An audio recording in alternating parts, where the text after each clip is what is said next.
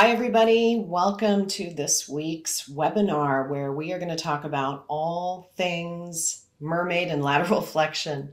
I get asked questions all the time about, what are we really doing in the mermaid? And it seems kind of simple, and people really tend to focus on the spine motion. I like to use it as a prep for other exercises.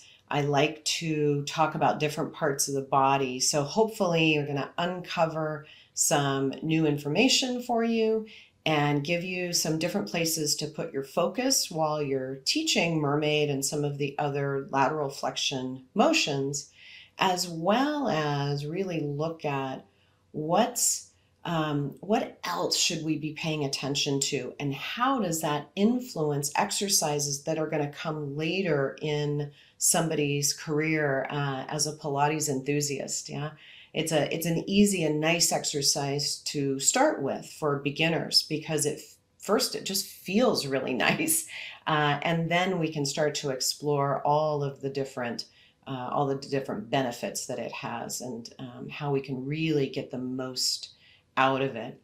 So one of the things that we tend to focus on is just getting set up. How do you start? What is the starting position that really makes it possible to do the spinal motion that we want, the lateral flexion movement?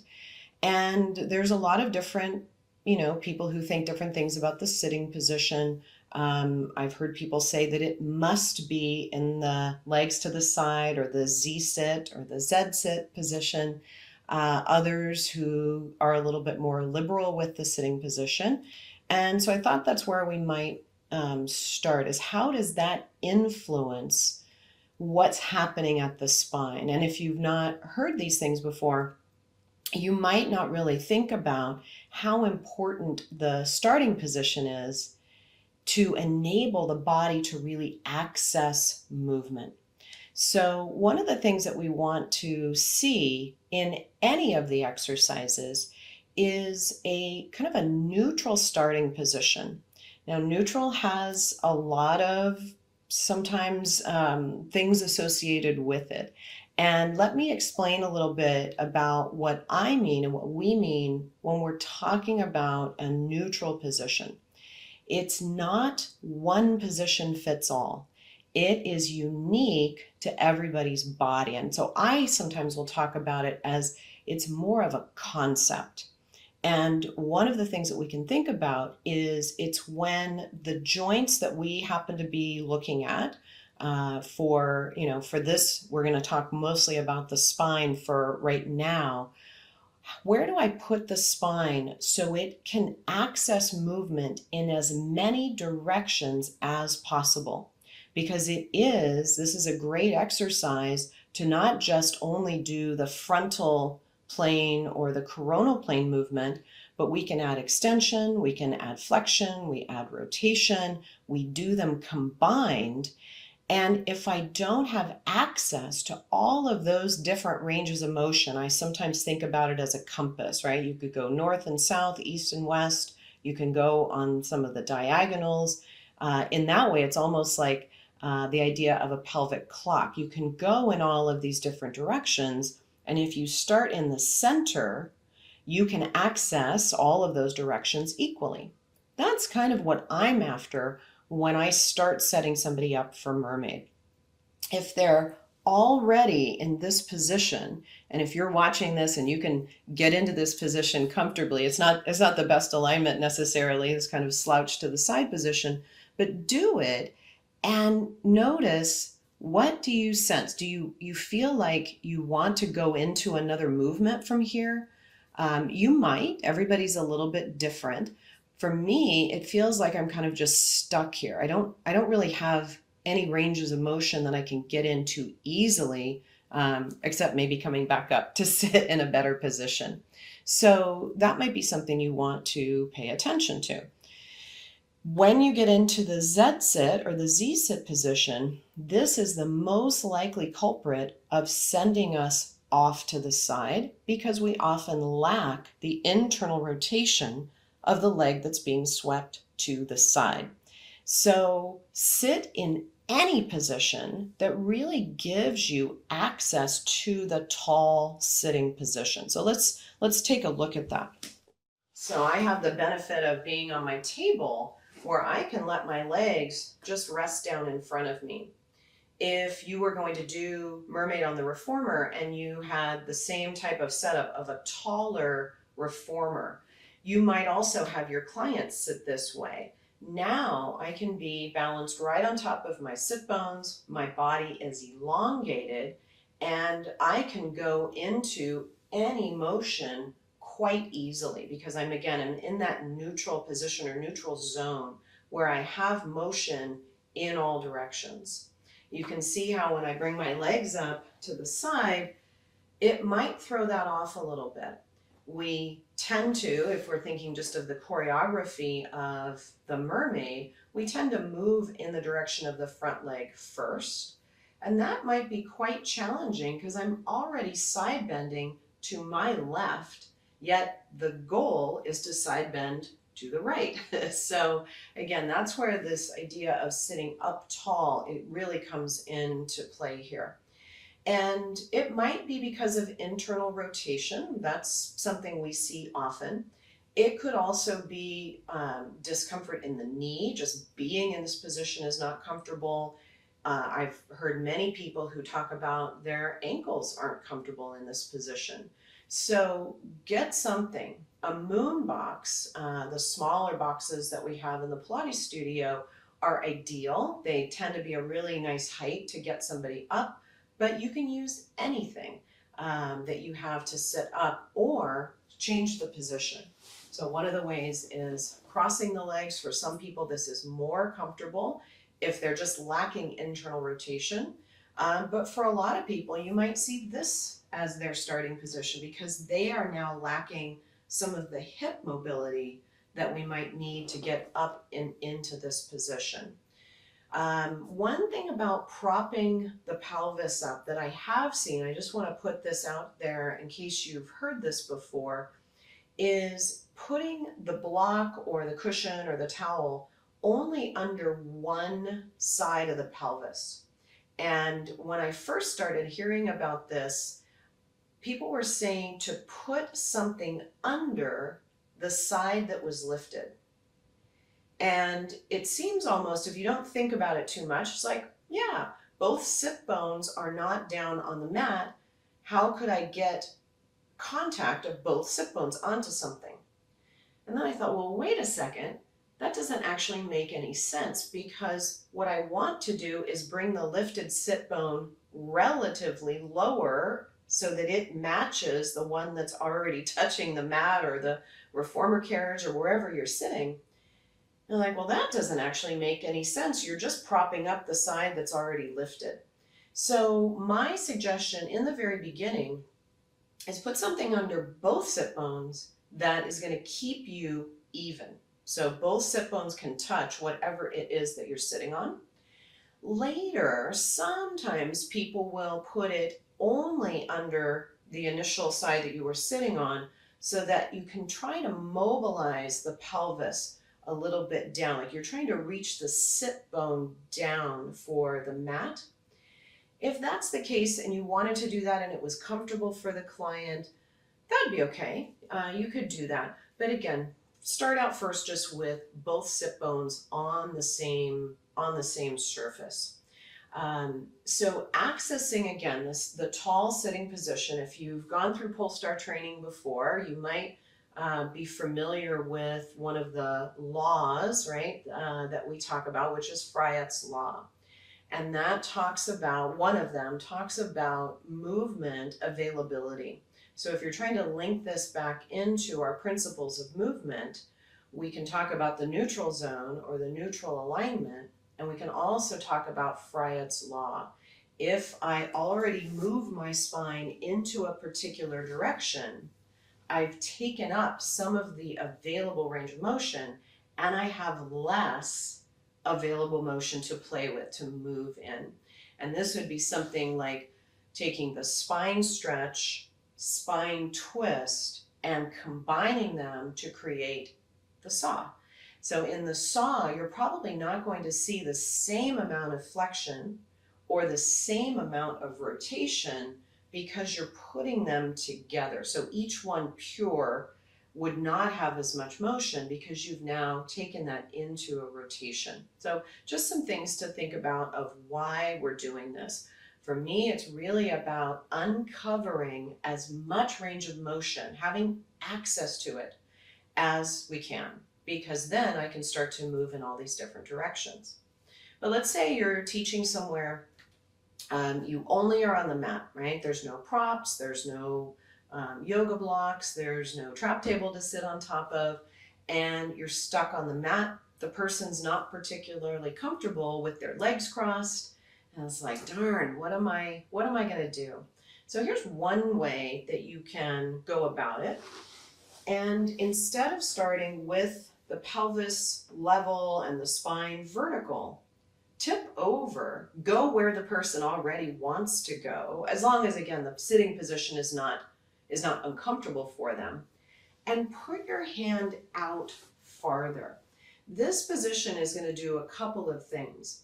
One is it is accommodating the lack of motion that I have in my pelvis, and I can get my spine to neutral, where again, I have lots of ranges of motion available to me.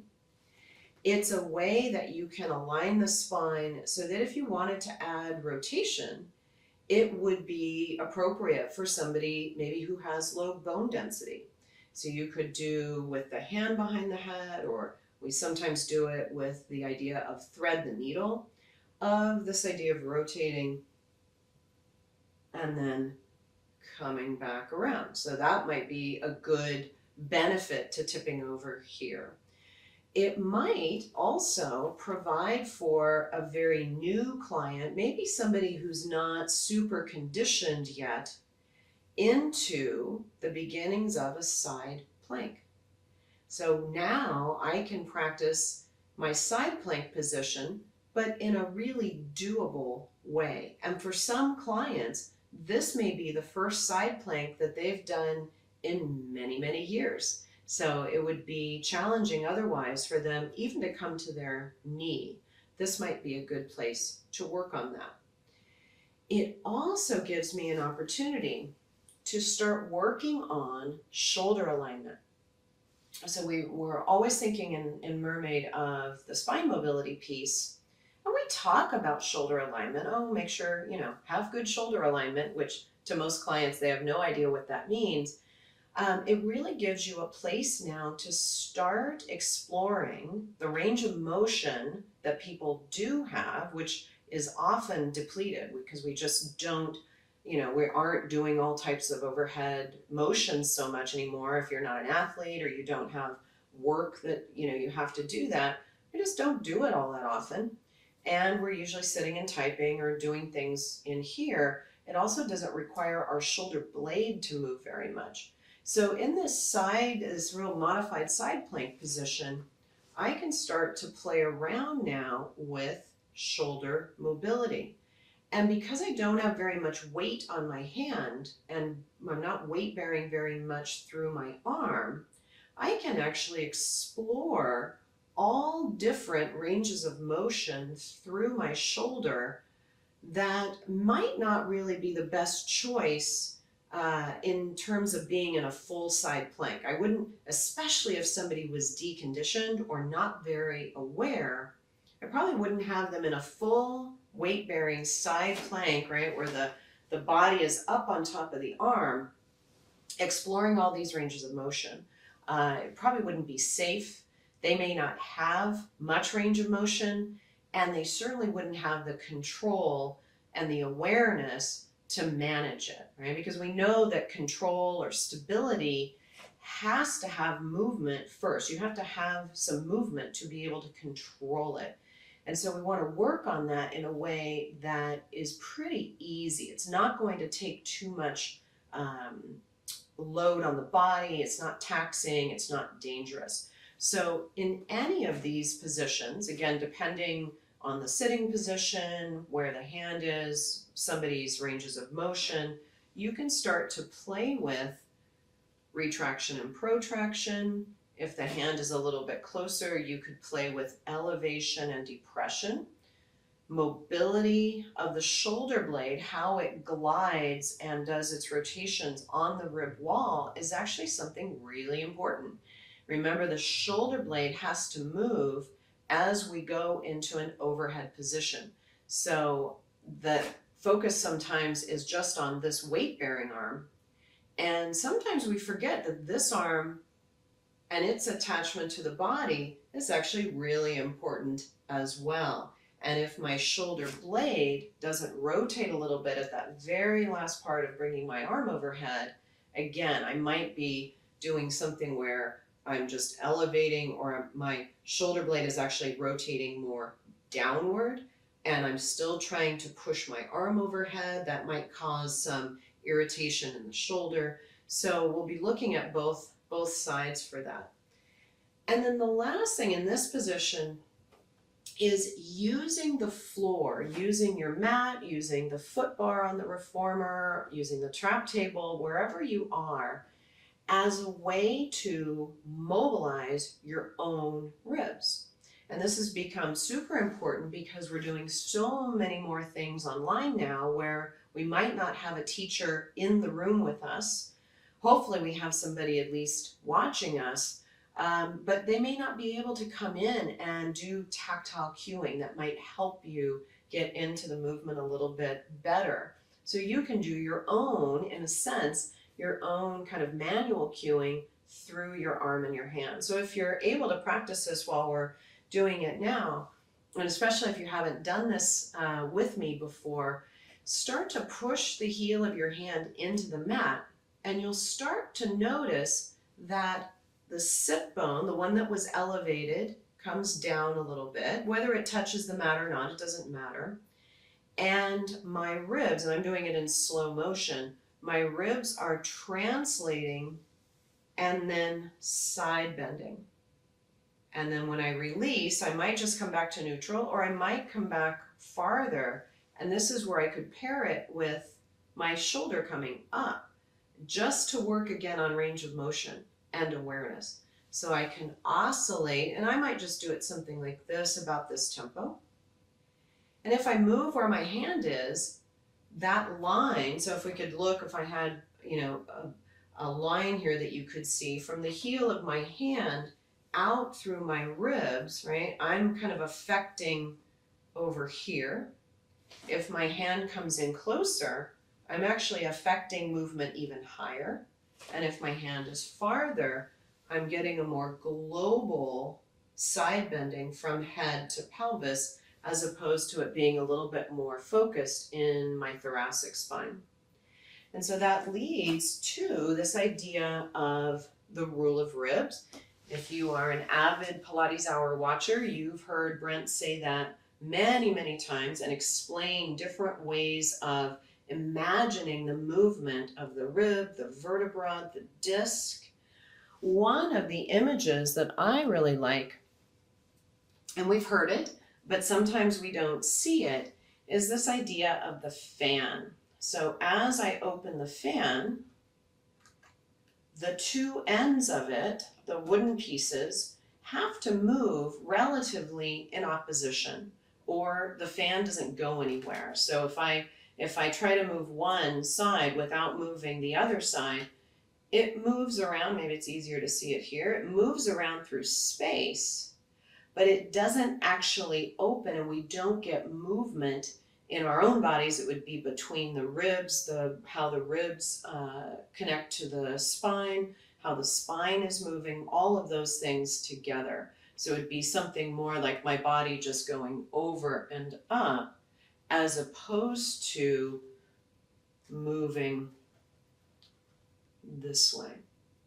And even though my lowest rib, or the lowest piece of the fan, is not going anywhere, relative to the movement of the other side, this is staying in place. So a great image and a great tactile cue that you can do on yourself. You can also certainly do this on others if you're the teacher, is to give a little bit of a downward, right? We think sometimes that we should be cueing our clients into the movement this way. But see what you get when you put, and just even your own hand on your lower ribs, and just kind of draw down a little bit, and see if that helps you access some more movement up in your thoracic spine. There's nothing wrong with giving a cue that goes in the direction of the movement, but you're going to hopefully access a little more control from the outside, right? The teacher or your hand here, that's going to help with your own control of the lower part of your body.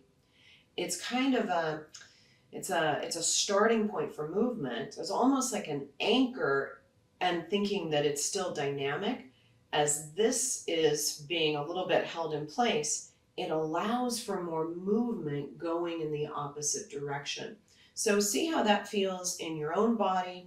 See how you could do that type of motion in any of the spine mobility exercises that we have.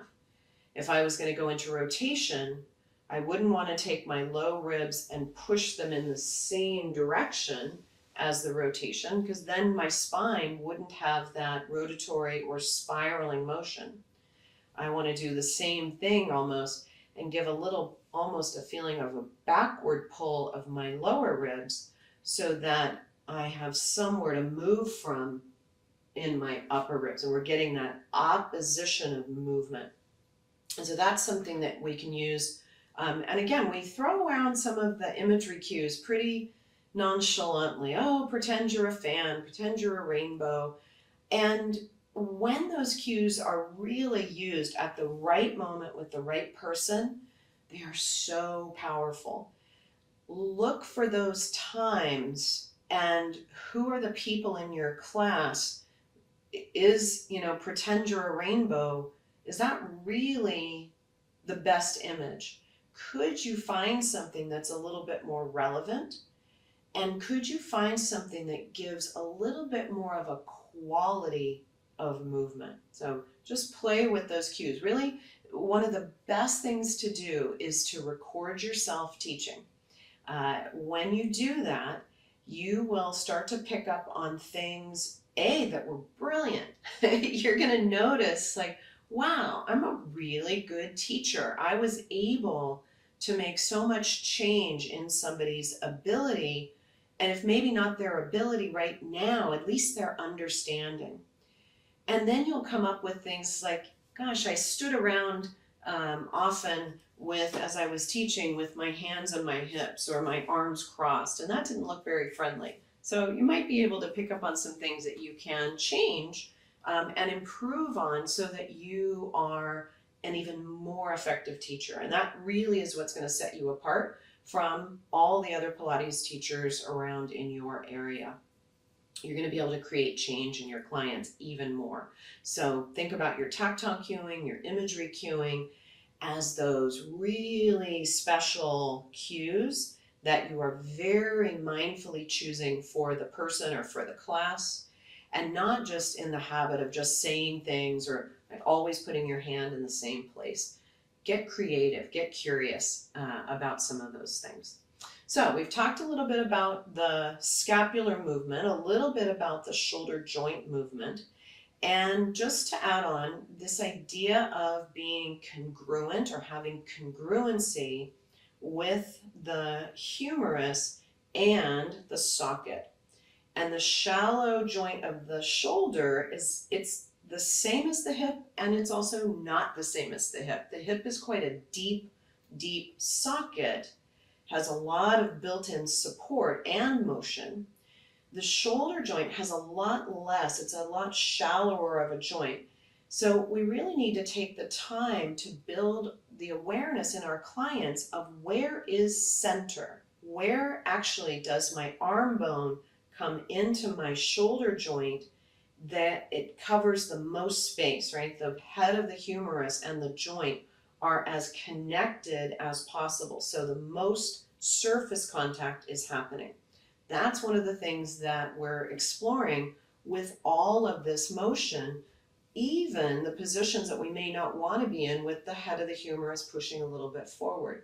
When you're not doing a lot of weight bearing, it doesn't matter so much, unless of course somebody has an acute injury or some reason not to do it.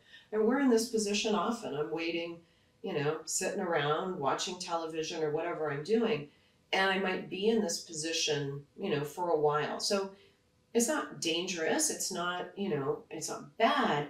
It's just not really the best place, especially when we're doing movement. So find the way that you can get your clients to independently know where their best place is. Remember also that it is dynamic. So the moment I transition from mermaid to maybe a kneeling side plank to a full side plank, it's not get in position and hold. It really is get into position and maintain, because it's dynamic. And the more prep you do with this, the better awareness that somebody has going into this motion or the position, the better they're going to be able to do at managing the side plank position, if that's eventually where you might go with some of these motions. And hopefully you're getting your clients to be doing plank and side plank and all of the challenging weight bearing, upper extremity weight bearing exercises, because we really need that as humans. We need to stimulate all the muscles, get the bone, the whole thing. So good things to get into. But start small, right? This may be the side plank that somebody can do right now. That may be where your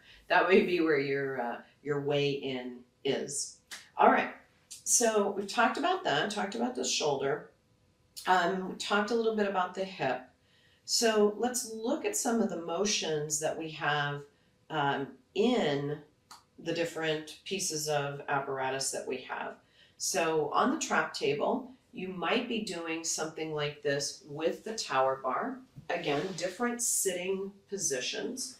I'm not going to take the time to spring it, but the idea of pressing out into the bar and coming back up. And this is where, because sometimes it feels quite light, if the spring is too heavy, it comes back up quite quickly. So I know people tend to spring it on the lighter side, which is fine. Just remember, you just don't have that much pressure or support coming back through the bar, the springs, and into the body.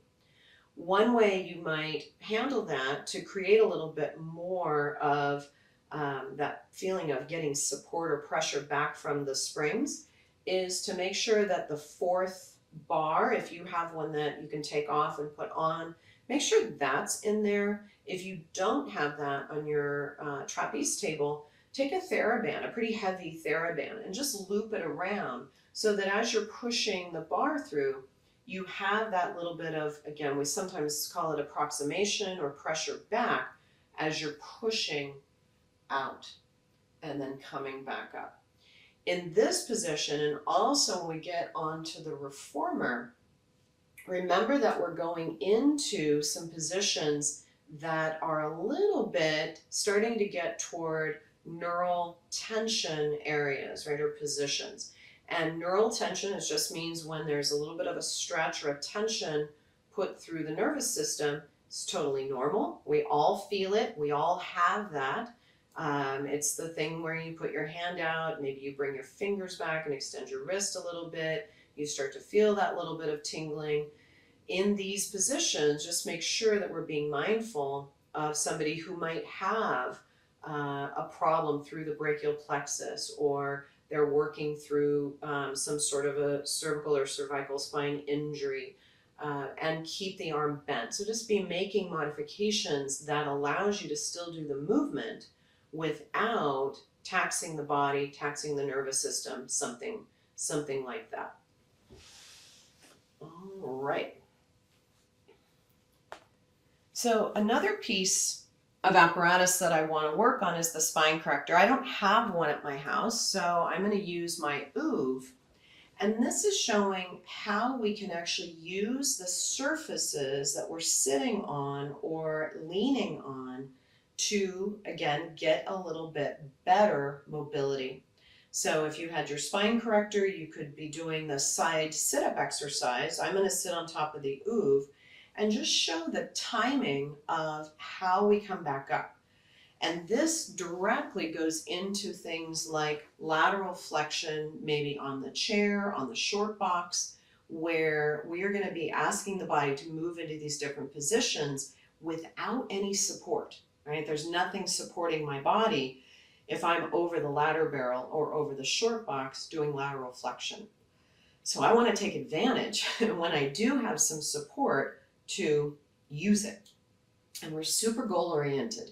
It's like things like rolling or, we're teaser. We're so worried about the ending position that we completely forget about everything that comes before it or goes after it because we want to get to that, ta-da, take a picture moment. This is one of those times where you actually want to bring it back down a little bit and focus a little bit more on the path, the journey part of it instead of the destination. So you can imagine I'm on my spine corrector and sitting up, usually with the leg bent, especially when you are down closer to the floor. I'm actually glad I have my OO for this because I do sometimes see people on a much lower spine corrector. It's quite close to the floor. And they're almost requiring that their clients have their leg all the way extended. If somebody doesn't have much mobility in general, and certainly in hip abduction, this can be really uncomfortable.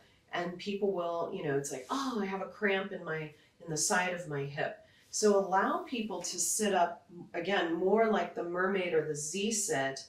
And then as they go out, they can elongate the leg. And that's a really nice way to get the sense of opposition.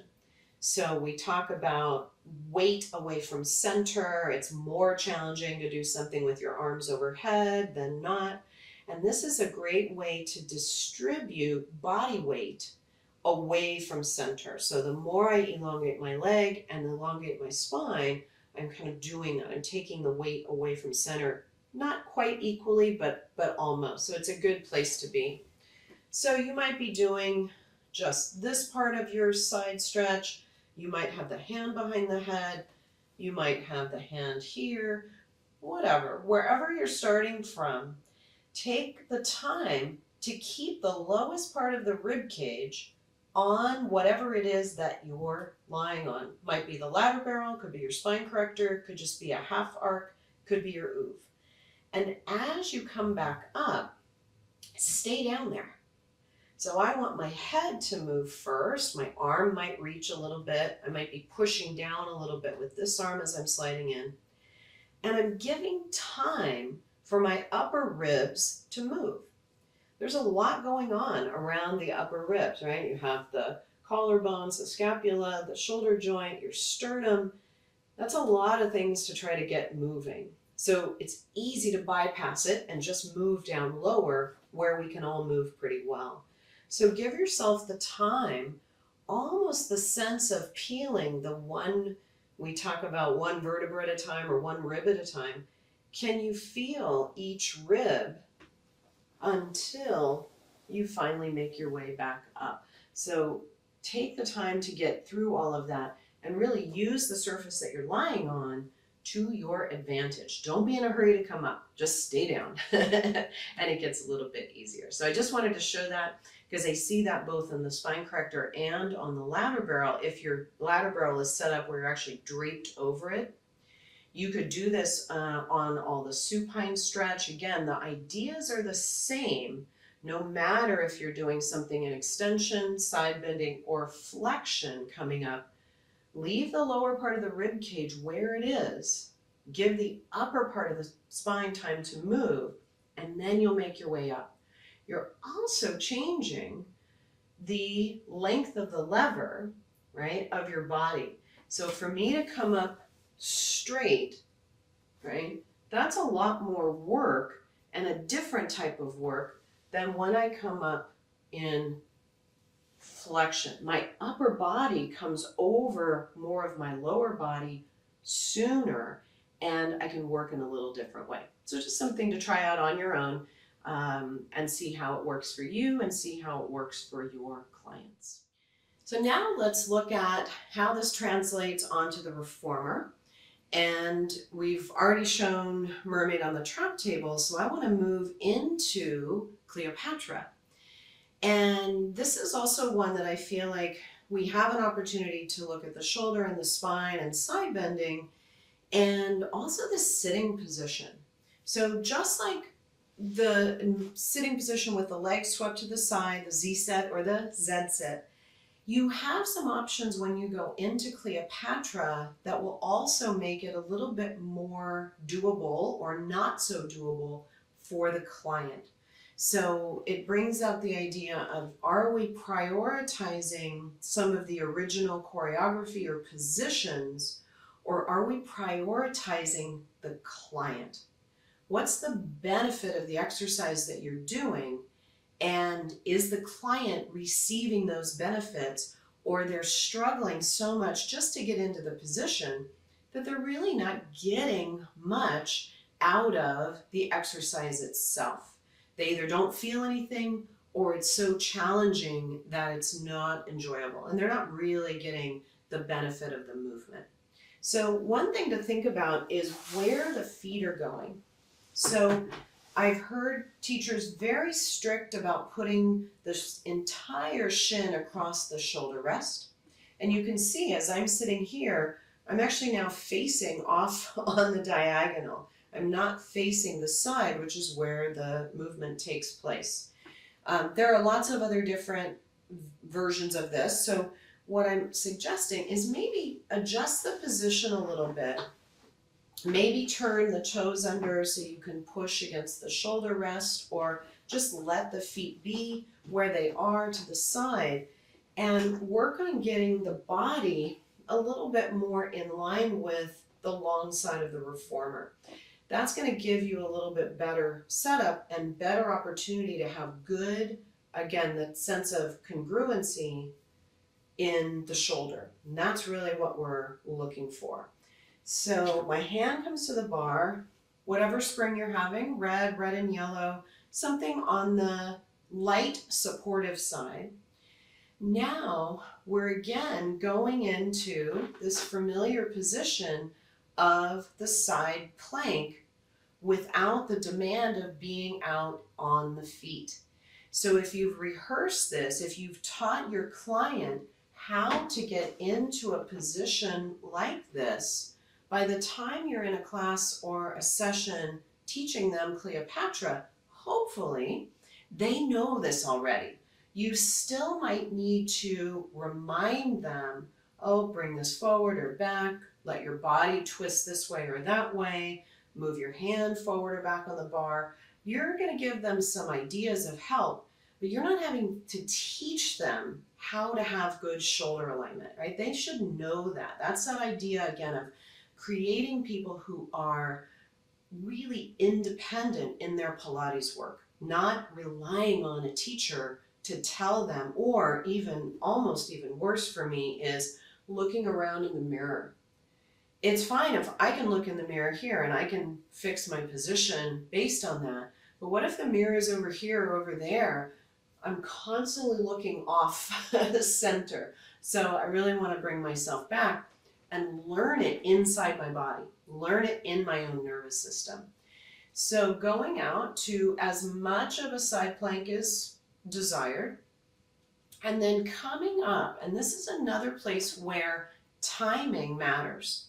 If I just let the carriage come in, I'm going to sit up tall. This is going to feel a bit compressed. My spine's not really in much deliberate or mindful side bending, and it's okay, but this is probably going to happen, and it just doesn't, there's no there.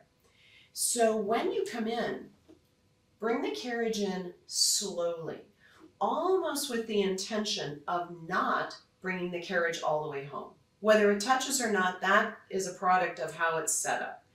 But the idea that I'm going to slow the carriage down, which again gives me time to get into side bending. If I bring the carriage all the way in, I can't sustain this. So I'm pushing long away with my arm. I'm slowing the carriage down, and that's helping me move my own body into this shape. You could put a box or a block here so that the hand has something to rest on, which prevents rotation. Fingertips are fine. I like to push in that direction a little bit, but I also like to pull my arm back in my legs a little bit. And that gives me another sense of opposition and expansion. So try both. And I really want people to explore and be curious and notice the differences in the movements. So when I push my hand and when I pull my hand, it feels different. So how can that be useful to me and maybe relate to other exercises that are in another part of the program? So don't be so concerned that it has to be a certain way. As if it matches what you're doing and your goals and what the client wants to get out of these sessions, that's great. But explore and be curious, because there's more than one way, right? We don't live in a very structured movement, you know, all day long. I reach my coffee cup a certain way, or I do this a certain way. We're pretty dynamic. And so exploring movement is really fun. Now, once you get into, and this is different, a lot of times I see Cleopatra and it just has a head turn, not real, clear on what the spine is doing. We're not getting that beautiful stretch down through the hip. So finish your side bending. This is just my suggestion. Again, you can do whatever you want, but finish your side bending and then turn the head. That way it's going to really correspond to your mobility, your client's mobility, what they have access to. So I'm going to side bending and then I'm turning my head. Again, a pretty big neural stretch, so just being mindful of that. If somebody should be avoiding this position, maybe go back to something like Mermaid. If it is a desired movement, right? You've passed the acute phase and you want to start having that sense of mobilization of the nerve a little bit. See how that plays into it. Maybe instead of turning the head this way, you turn the head this way, right? Which is going to put a little slack or ease into the system as opposed to tension. Depends on the person, where they are in their rehabilitation or in their movement career. So that's a full body arch, right? I feel this from my hip, through my waist, through my ribs, all the way up through my head, and then I've got that sense of pushing, which I practiced early on. So that's Cleopatra. I thought the next thing we could do is go into short box. And this is one where the setup is key. Key. I can't say it enough. And again, depending on the reformer that you have, your setup might be different. So the foot strap comes in a lot of different lengths. Carriages now can go back and forth more easily than they could in the past. You might have a longer frame, a shorter frame. You might have a taller sitting box, a shorter sitting box. You might have a taller client, a shorter client. So there are a lot of variables that go into setting up for lateral flexion or side sit-up as part of the short box series. You could take this and put this right onto the ladder barrel as well, this whole idea. And we're going to look at the setup first before we even get into the spine movement, because the setup is so important to providing people access to the movement. So I'm going to grab a yoga block. For this, you can also use a moon box. If you happen to have a reformer that's all the way on the floor itself is enough. But we're going to use the block or the box to help us get into the position that we're going to start the movement in. All right, so we're set up for the lateral flexion now on the short box. And this is where, again, the setup is so key. And if you relate it to doing a side plank on the floor, what that looks like, it'll help you in setting up the reformer. So lots and lots of different reformers, lots of different bodies. You really have to take the time to figure out where this body, whether it's you doing it, your clients, How is it on this piece of apparatus, on a different brand, on a different model in the same brand? A reformer that's 20 years old or 2 years old. It really matters. So take the time to figure it out. So what I'm trying to do is get my sitting position and my foot as far apart as possible. Now it sounds funny because obviously my pelvis to my leg it's all the same length. But if the strap is quite long and the box is over here, I don't have anything to lean out away from. I want to hook my foot under the strap with my foot flexed and be able to lean away. So almost like I'm suspended in the plank position as opposed to being kind of close to it. The other thing, if you think about doing a plank, maybe you have your feet stacked, maybe they're staggered, but you think about doing a plank on the floor. Your legs are parallel.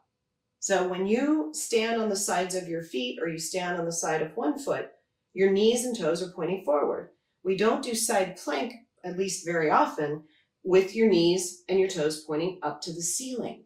So mimic that. This is a side plank, just in a little different position. Now I also brought along a yoga block, and you can use a yoga block, you can use a moon box, you can really use anything. If you're on a tall reformer, you might actually have to put the sitting box in. And if you're on a reformer that's right on the floor, you might not need any prop. But this is to raise the floor a little bit so that you can have your hand on something in the plank position and experience going over with support. So this is where we're getting the assistance as we're going to do the movement. So let me hook my foot up and we can take a look at the setup. So I place the box over the shoulder rest for most people, unless somebody's very tiny. I think that is a good setup. If you can set your reformer carriage a little bit farther out, that might be something helpful. If you can get a shorter strap, just buy one that's shorter, or if you have a long strap, tie a knot in it. Do something again that you can move these 2 points as far away as possible. Turn your leg parallel, just like it would be if I was on the floor doing a plank on the floor, and then sit a little bit on the side of the hip. And the headrest is just about the right height. It's in the right place to allow me to do a side plank, but without a lot of load and demand. My foot is pulling against the strap. Really important that you don't lift your leg up, right? That's going to contract muscles here that I'm going to, in a second, ask to lengthen, right? I'm going to go over into side bending. So if this is all working to try to stabilize me, that's not going to provide for much movement. So keep the leg parallel, flex the foot, and use that as your support. Start maybe by having the hand here. Now I can establish the position, right? I can move around a little bit. I can adjust until I feel like I'm in the right place. Then I'm going to go over more. I can go onto the tall side of the yoga block. Now my body is starting to adopt the shape again of the mermaid or of lateral flexion. I could bend my arm. I could put it on the short side. Let's see, maybe I can get all the way to the floor. And I start to experience what it's like to go into lateral flexion in this sitting position. We don't, again, get a lot of help here. The foot is helpful. It helps to kind of give me somewhere to move from. But now my whole upper body has to do the motion.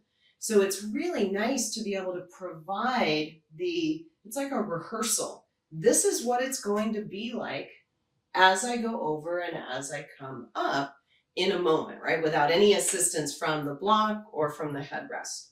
So if people can sense that, if they've got that feeling, then they're going to be much more successful at actually doing the movement because you're going to go in the same path. I still hear on Mermaid, on any of these lateral flexion movements, up and over. But when we think back again to Freya's law, if I go up and this way, I've taken up really prime movement capacity in getting too stretched up and shifting to the side. Instead, I want to go to the floor. If you're in my classes, you've heard me say, Let your hair touch the floor. And that's one of those really key imageries. You can use anything that works for you, but it was derived from seeing people do things like this, right? Way up here. When really, if I'm leaning, I should be able to go all the way over eventually as I develop the range of motion and the control to let my body go over smoothly and come back up. So that's the idea with the lateral flexion on the box. So again, really take the time, invest the time to figure out the best setup for your client. If they really just can't find it, you might have to get creative, right? You might have to use some of the stoppers that holds the carriage out, especially if somebody is quite tall. And I have in a group class before just come by and actually have kind of assisted the leg and the foot. They're still under the strap, so the strap is holding them a bit, but I've provided just a little bit of downward pressure on the side of their leg and ankle to make them feel a little bit more secure. So that's another thing that you might be able to do. Again, they're using the strap. You're not holding them independently, but that might be something that's helpful. Get into the side plank. We've already practiced it a bunch. Now we really are dealing with load of gravity pulling us down and then us returning back up. So make sure you have the mobility in place. Make sure you have some control in place. Maybe you've been doing this independently somewhere else, maybe as part of the short box series, seated facing the end of the reformer, you've been working on side bending. And now you're going to turn them loose, so to speak, to do it free in space. So I think that'll help you. If you get the setup right and the direction of movement right, you're going to be much, much more successful. All right, so let's continue on the chair.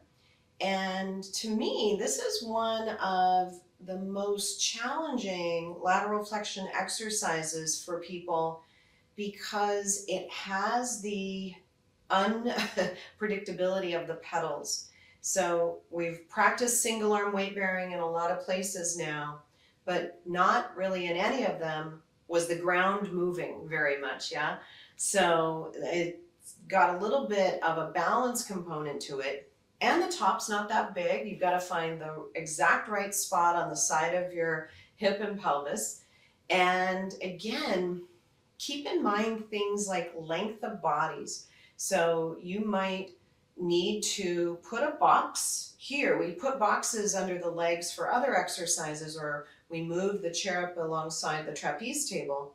But for somebody really tall, you might actually have to do that for them to get their pelvis in the right position. So look at body length and leg length. If the body is really, really long, maybe the legs aren't quite as long, they're going to have to move back a little bit on the chair. They're going to have to move this direction so that when they get into the side plank, their shoulder is relatively over their hand. That's something important. Think about this in things like reverse swan, teaser, side arm twist. If the person has a very long torso, you might need to move them even farther this direction so that they have good alignment and good support from their arms. So just something to keep in mind. You wouldn't be supporting the legs. It wouldn't be for that reason of the person can't keep them up. You're really just putting another few inches or centimeters here so that they can get their body in the right position. All chairs are different, all bodies are different. So sometimes you have to make those accommodations. So now we're on a moving surface. I would say one of the things that I feel people do quite often is they make the springs a little bit too heavy. So as I'm here, I do want the spring to help me to come up and maybe to slow me down a little bit as I'm going down. But if it's that heavy, it's actually fighting me and I can't easily go down into the position. So something to think about there. It's just a medium to heavy spring. And now we've got all these same ideas of shoulder congruency. We don't really need, because we're not going overhead with this arm, we don't really need the scapula to move very much, but we've had some assistance in getting it in a good place for congruency with all of the other motion that we've done. One other place to take a look is as you're going down into this long side plank position, double check on your ribs and your client's ribs that they haven't gone down lower than the top of the chair. So I might be in side bending here, but as I come down, at the same time that I'm pushing down through my arm, I'm lifting up a little bit very lightly under my lower ribs so that I get into this long position. That makes it a little bit, again, you're in that sense of neutral alignment. If I could even add a little bit of side bending going the other way, and then side bending going this way. You could add in more of the feeling of the star, where you don't side bend quite so much, it's more of the lifting feeling. And so with all of the prep that we've done, hopefully that's really an exercise that becomes a fun challenge and not a crazy, oh my goodness, how in the world do I do this? So please give your clients lots of practice prior to doing this exercise. Go back to Mermaid, right? You have all the versions of Mermaid that they can do here, where the foot's on the floor or on a box. It's not quite so unsteady. They have a little bit more ease. So I hope some of these ideas have been helpful for you. I hope that just gave you a little idea of, there's something different I'm going to pay attention to. One other thing that I didn't mention before that's actually quite necessary, useful, is getting the hands to be a little bit more active. And there are people who have true wrist pathologies. They may have a narrowed carpal tunnel, right, where everything is passing through. They might, have an injury there. And in that case, we want to make accommodations. We want to add some padding or lift the heel of the hand, do something like that, depending on what piece of apparatus you're on or if you're on the mat. The foot bar is actually great for that because you have a lot of options for moving the hand and the wrist, where if you're on the floor, you don't really have that so much. You don't really have you can't move the floor and you can't move around the floor like you can do on the foot bar. So that's a nice thing that's already in place for you. But when you're thinking about that and people are saying, oh, my wrists hurt, my arms hurt, make sure that you're giving them things so that you're actually conditioning the muscles and the tissues around the forearm and the hand. If not, you do get to that kind of saggy position, doesn't feel so nice, right? And it's uncomfortable in the wrist. If you work on building up the endurance, things like maybe even doing your cat and horse, all your quadruped motions of walking through the hands, right? We walk through the feet. We do running on the foot bar, but we don't do the same motion with our hands. So rolling down, turning the hands around in some of the different ways that you can in quadruped, and doing things like I have my clients get a dish towel, get it wet, squeeze all the water out of it in all the different directions that you can, squeeze it this way, twist, to keep the mobility and keep, again, a relative strength. So the muscles are able to act, right? They're able to do their job. That really helps you when you're in weight bearing, because we don't want to go completely this way. We don't want to go completely this way. It's a little bit more of a co-contraction with the forearm muscles that are passing down into the hand, where you're getting a little bit of what we call the lumbrical movement. So the knuckles have movement, but the fingers stay straight versus doing a fist. And there's a little pull up at the palm of the hand. So that's another place where you can start to work on the endurance of those positions in your basic mat work. So I hope this has been helpful. I hope that you are finding some ideas, some things to be curious about, to even apply to other exercise groups. It's not unique to just side bending and Mermaid.